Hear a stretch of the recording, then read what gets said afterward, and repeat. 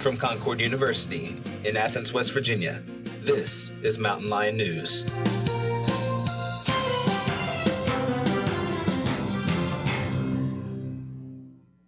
Hello and welcome to Concord's new Mountain Lion News. I'm Erica Garnes.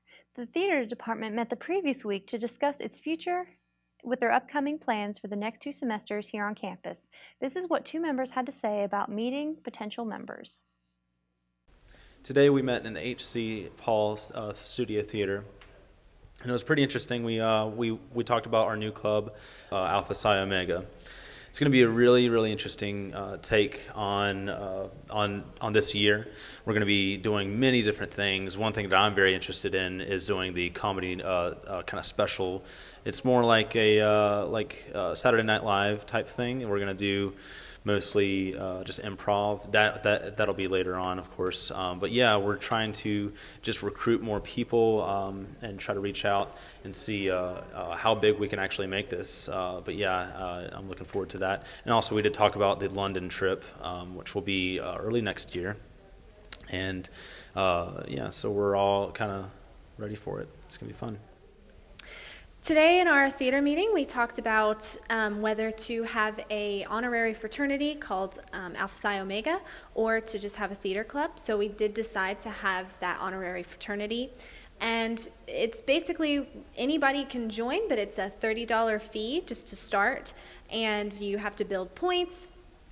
And you have star status or understudy status, and that depends on how many shows you've been in, if you've helped with stage crew, if you've done makeup, or what have you, whatever you've done for the theater program, you get those points for this fraternity. And it's a really good thing to have on your resume. And we also talked about London, and anybody can still come in and sign up for this trip until February. And we've had quite a few more people who have joined since last year, which is incredible. We've had some really good turnouts. But if you are interested in theater, absolutely come and join. We are super accepting, so just come in and we can see what you got. And we have a new play that'll be coming up called The Jack Tales, and you can audition for that on September 6th and 7th. MLN's Monica Hutchins sat down with a couple freshmen to ask what was their expectation versus reality of coming to college. Okay, so like my expectations for college, like all the teachers in high school were like, oh, it's going to be like the hardest thing in the world.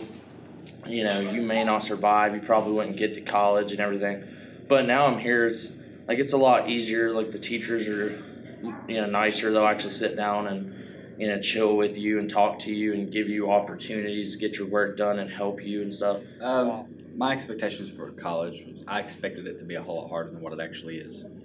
I had teachers telling me, like, it's going to be crazy. You're not going to have time to do anything. And I've got more time now than what I did in high school. So, yeah. Of course, knowing how to stay safe on campus is one of the most important things a student can know, including freshmen. MLN spoke to Director of Public Safety Mark Stella on how to stay safe this semester.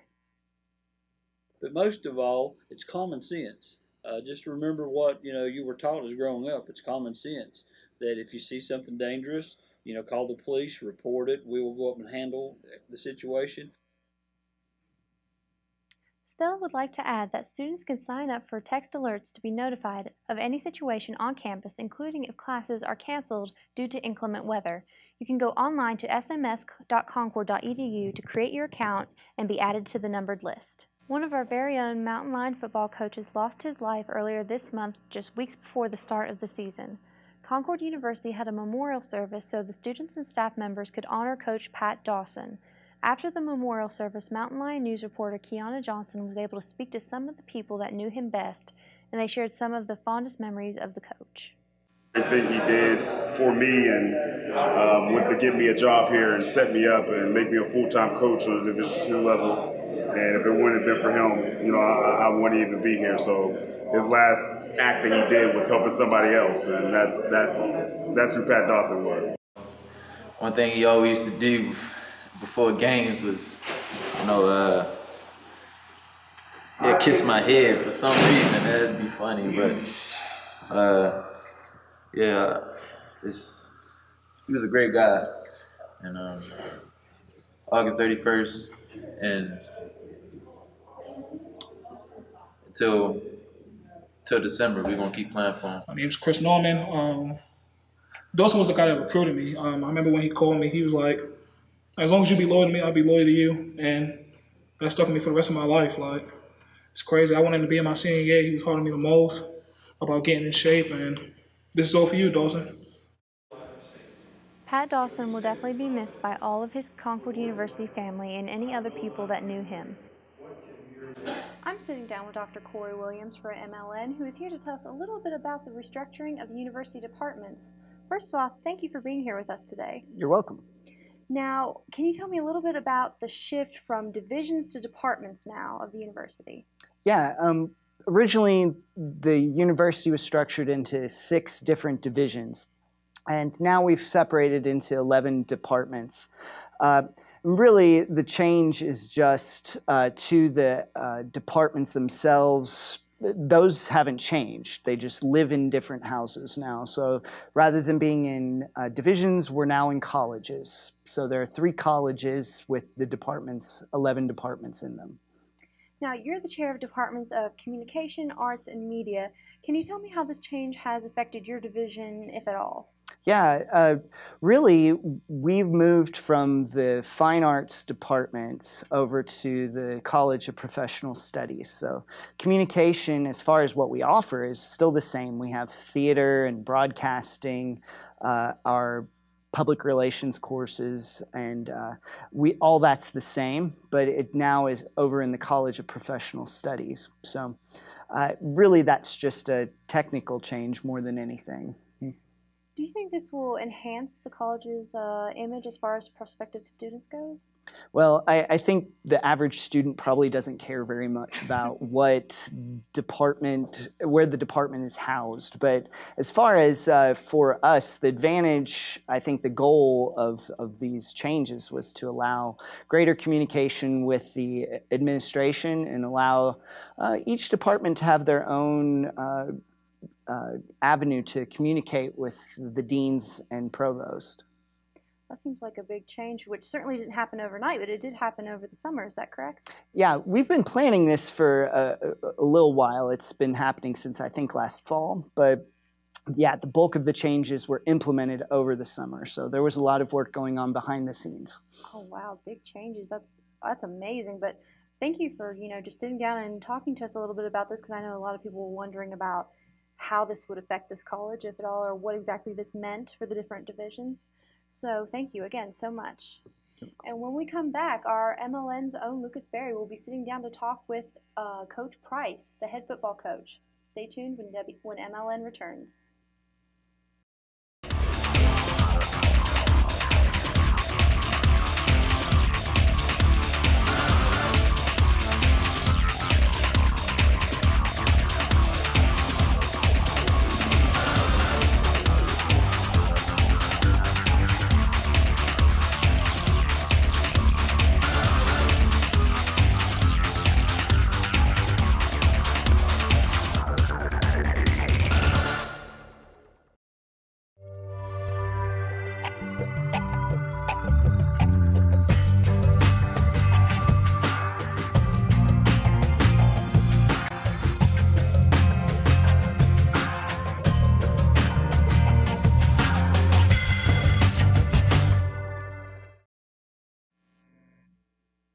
Welcome back to Mountain Lion News. Earlier this week, MLN's Lucas Berry had an opportunity to speak with head football coach Paul Price about this year's team. Let's take a look. What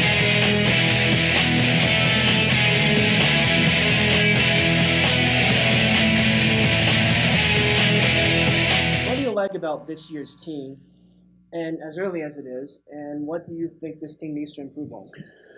Well, I like the spirit. They practice hard. They do the things they're supposed to do. Everything from the academic study hall to the weightlifting and onto the field. So they're a good bunch of kids, and they play hard, and they understand the game. They have a great passion for it.